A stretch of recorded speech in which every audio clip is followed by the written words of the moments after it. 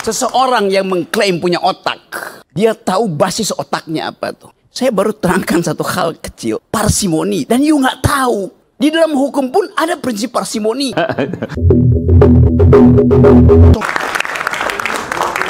Kamu bodoh. Sebagai orang hukum, mana pasal-pasal yang dilanggar oleh presiden? Saya mau terangkan itu. Nggak usah lah kau ngomong banyak kayak begitu. Anda lihat Anda sendiri, ya kan, sampai hari ini, ya, masih bujangan lapuk. Ikan kepancing. Oke, ini kan manusia pecundang yang nggak ada bergunanya buat republik ini. Anda mengatakan kami juga seperti Anda, kami beda. Kami ini pemenang.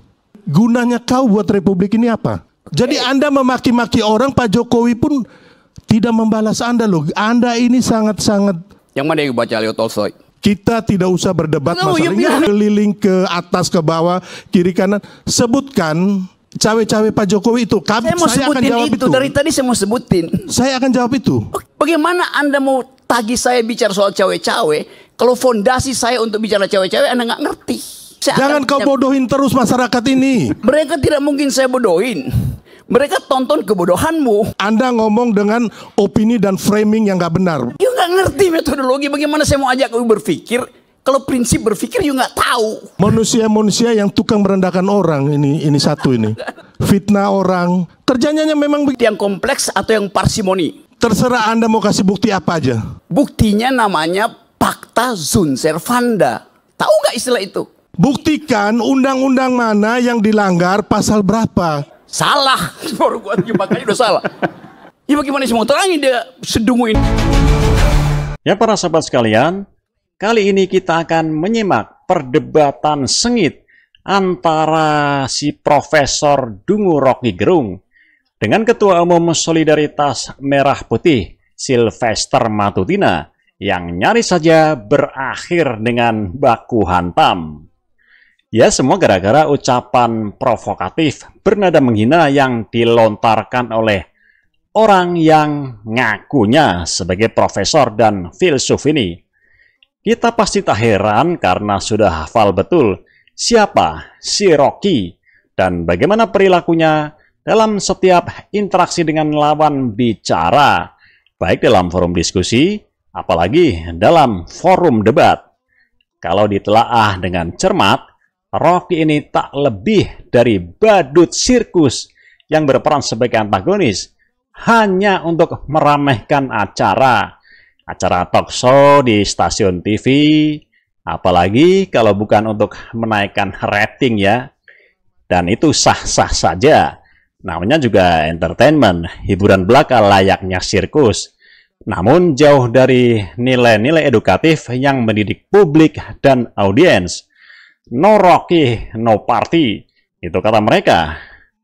Dalam sebuah acara di stasiun TV, Rocky tampak terdiam tak berkutik ketika Sylvester Matutina mencecarnya dengan kalimat agak kasar.